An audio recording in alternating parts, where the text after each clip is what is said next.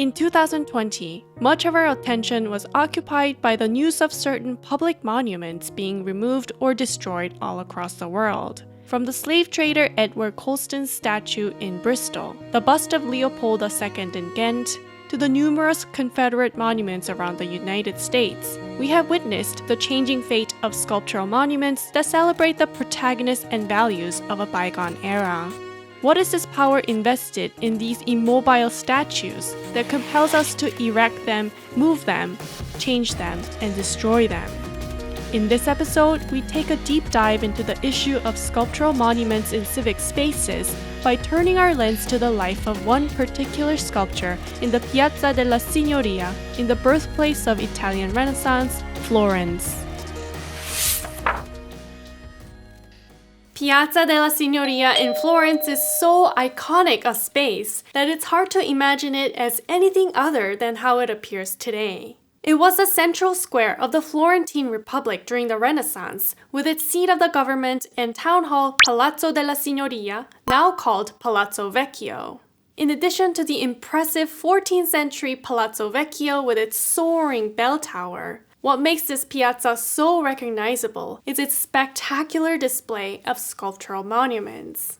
From the equestrian monument of Cosimo I de' Medici, the Fountain of Neptune, Il Marzocco or the Lion, the symbol of Florence, to the sculptures under the roof of the Loggia dei Lanzi, the covered outdoor gallery, and of course, the copy of Michelangelo's David. But the piazza wasn't always chock full of sculptures. In fact, there was a time when there was only one sculptural monument presiding over the entire space, and that sculpture wasn't Michelangelo's David. It was Judith beheading Holofernes, a bronze sculpture by Donatello. Measuring 236 centimeters, this towering sculpture of Judith slaying Holofernes by Donatello was not originally designed as a public monument. It was created in the mid-1450s to stand in the garden of the Palazzo Medici, the residence of the most powerful family in Florence.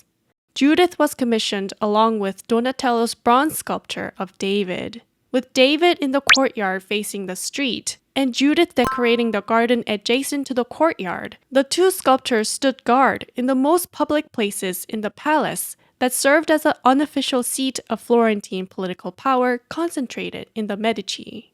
As you may recall from the previous episode on Artemisia Gentileschi's masterpiece of the same subject, Judith was a heroine from the Old Testament Bible who saved the Israelites by decapitating the Assyrian general Holofernes. David was another Old Testament hero who, as a young shepherd, slew the Philistine giant Goliath and became the king of Israel. And like David and Judith, who protected their people against tyrants, the Medici family envisioned themselves as staunch defenders of the Florentine Republic. Why was this necessary? Since the 13th century, Florence was a republic with an elected government. It had a very distinctive social and political identity based on its enormous wealth from banking and textile industries.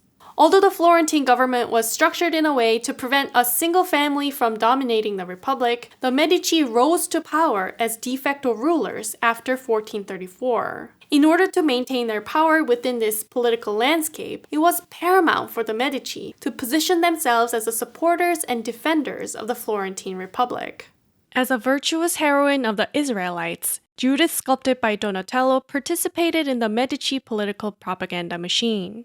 The heroine's modest dress, including a widow's veil, symbolizes chastity and humility, in contrast to naked Holofernes, who stands for pride and licentiousness. Donatello depicted Judith in an unprecedented manner, showing her in the midst of swinging Holofernes' scimitar in a second blow to cut off his head completely. Her unflinching commitment to the heroic task at hand may have inspired Artemisia Gentileschi's masterpiece, painted more than a century and a half later. The fate of Judith changed with that of the Medici. In 1494, 60 years since their rise to supremacy, the Medici fell into disfavor and were banished from Florence, which was then facing military threats from outside the city. Following the expulsion of the Medici, the Republican government ordered that Donatello's Judith be moved out of Palazzo Medici and installed at the entrance to the Piazza della Signoria, the seat of the government. In this depiction of a public execution at the piazza that took place in 1498, you can see Judith slaying Holofernes on the left side of the main portal to the Palazzo della Signoria. Once a symbol of Medici's support for the Florentine Republic, Judith came to represent the Republic's triumph over the Medici pride and tyranny, the changing tide of politics giving it a completely new meaning. In 1504, Judith was moved again to the interior courtyard of the Palazzo della Signoria to make room for the new superstar on the block, the marble David, carved by Michelangelo. In the meetings of the special committee appointed to decide where to put this colossal marble, which included none other than Leonardo da Vinci and Sandro Botticelli, one participant stated that Judith is inappropriate as a symbol for Florence because the sculpture is a deadly sign and because it is not fitting that the woman should slay the man. In short, the Republican government was looking to give its public square a brand new message now that the Medici were gone, and a woman killing a man wasn't the right kind of message. Judith had to be replaced by Michelangelo's David, whose muscular, virile body, including a large penis which raised many eyebrows, represented the harmony and health of Florence. Only a powerful man could sufficiently represent the Republic that had successfully fended off the Medici's monopoly on power and the military invasions from the French and the Papal armies. After this, the bronze Judith was moved to various locations in the Piazza della Signoria, each relocation diminishing its visual presence and symbolic importance, even after the Medici returned to Florence in 1512. It landed in the western arch of the Loggia dei Lanzi, the public sculptural gallery that served as a stage for political propaganda. In 1544, next to Donatello's Judith, Benvenuto Cellini's Perseus and Medusa, commissioned by Cosimo I de' Medici, was installed, posing as a male counterpart to Judith's heroic act. In Cellini's bronze sculpture, Perseus, a hero from ancient Greek mythology, slays the snake-haired Medusa by beheading her. To Judith's heroic decapitation of Holofernes, Cellini offered his Perseus, holding the severed head of Medusa, freshly cut off and dripping with blood, and standing over her headless corpse in an especially gruesome depiction of the narrative. A hero beheading a woman next to a heroine beheading a man, silently but loudly warning women against the consequences of stepping out of line. But Judith's humiliation didn't end there. Donatello's bronze was once again moved to the southeast arch of Loggia dei Lanzi, even less visible in the piazza, to make room for another marble sculpture in 1583, this time the Rape of a Sabine Woman by Giambologna.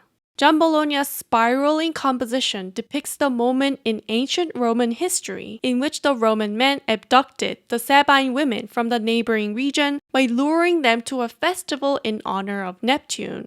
Kidnapped and raped, these women had to marry their Roman abductors, which led to the foundation of Rome. Note here in the piazza that Neptune, sculpted by Bartolomeo Amanati and installed in 1565, looks toward Giambologna's struggling Sabine woman in an artistic staging of this terrifying narrative of sexual violence.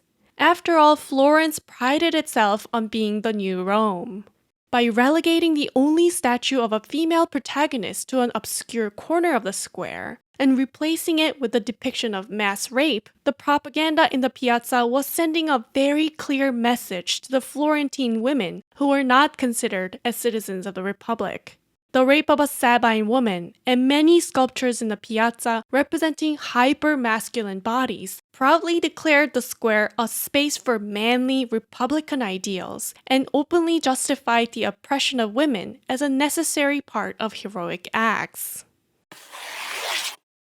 Today, the bronze Judith is in the Hall of the Lilies inside the Palazzo Vecchio. A copy of the sculpture stands in front of the facade, facing the piazza full of nude muscular male heroes. The scholar Garrard explains that the installation of Michelangelo's colossal David in 1504 and the subsequent displacement of the only sculpture depicting a heroine in the public square marked the moment in the Italian Renaissance when masculinity became the public ideal. This masculinization of civic spaces in the West is an enduring legacy of the Renaissance, and the complex life of Donatello's Judith beheading Holofernes is clear evidence of the shifting politics of public monuments.